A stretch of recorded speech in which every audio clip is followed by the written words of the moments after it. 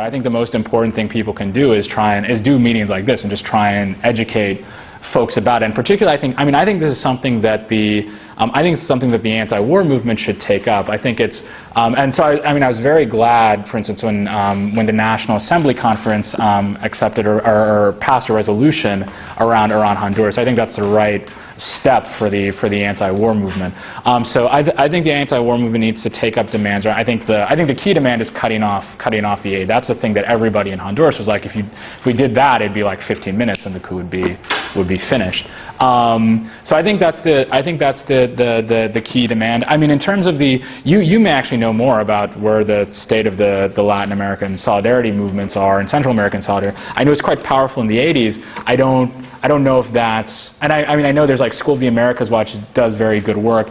I don't know in terms of organized force if that still exists or if it's fallen apart in various. I sort of suspect the latter and think it needs to be rebuilt. But I think this is the right moment to try and do it, because I think what Barahona said about the importance of what the U.S. is trying to do and what it's trying to stop in Latin America through the coup is right. So I think it's something of a decisive battle. So as much as we can try and organize to fight it is important. I think the key sort of locus of struggle is in Honduras itself, and I think there are actually major questions that are raised by the. I think like hitherto the demonstration, the marches have been large mass marches and nonviolent, and I think that's been correct. I think it's helped build a lot of support for the demonstration. I think people are now asking questions both. Well, we're facing terrible repression. What is the question of self-defense? Like, do we just get shot? It's a tricky question, and then the question of social power. So it's like, can the coup regime, with the support of the U.S., actually just wait out any number of demonstrations until people just get tired of it? That seems to be what they're sort of just waiting out, in addition to a lot of repression.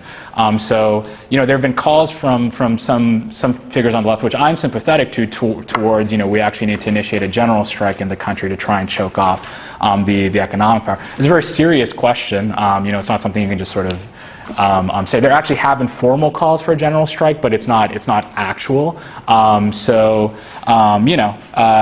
it. There are major questions facing the thing. I mean, it's fascinating to study. I actually want to go back there at some point. But I think the main thing that obviously we need to try and do is build the solidarity, help people understand the truth of what's going on. Because I think if people understood it, it'd be very clear, and they'd be on the right side. The Obama administration hasn't even decided if there's been a coup in Honduras. You see, if it's officially a coup, they have to cut off aid to the regime. The International Monetary Fund is playing along too. They've just sent $150 million to the Honduran regime. There's been not a whisper of protest from Washington.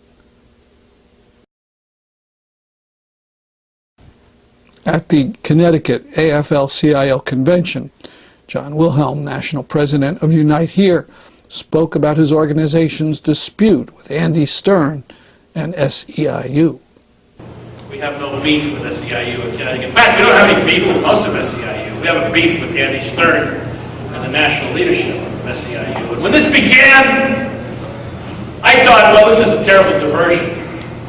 And it is. But there's something very fundamental here, and it goes to what kind of a labor movement we're going to have. We're going to have a labor movement where a few very smart people sit in offices in Washington, D.C. and make decisions for the rest of us. Or we're going to have a labor movement where workers mean something, and members mean something, and local unions, and district councils, and joint boards mean something. If we can't build an empowered labor movement at the grassroots level, we are finished. We'll never get beyond the 7% in the private sector, the 12% in the overall workforce. It ain't going to happen. Top down, it's not going to happen. With very smart people sitting in offices in Washington, it's going to happen because at the grassroots level, workers look upon the labor movement as a way of empowering themselves, not following somebody else. I've been the president of an international union, as John said in his introduction, for 11 years. Secretary-Treasurer before that, and I will tell you, that's a very humbling experience, and it ought to be. I know that as a president of the International Union, when I go up against global corporations in the hospitality industry, I can't do a damn thing by myself.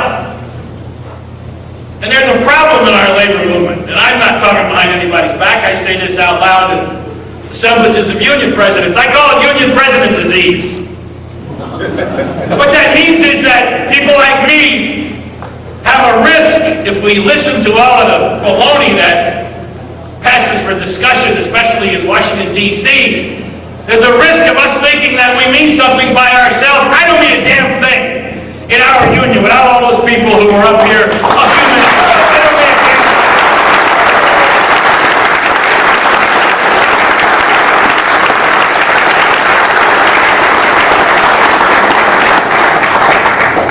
Laura Smith and Bob Proto and Jeffrey Boyd and I don't mean a damn thing when we go up against Yale University, one of the richest, most powerful institutions in the world. We mean something if we're reflecting a mobilized, empowered group of union members who work for that institution and with the support that we've always gotten from all of you. So we're in this fight with SEIU. We'll get through it.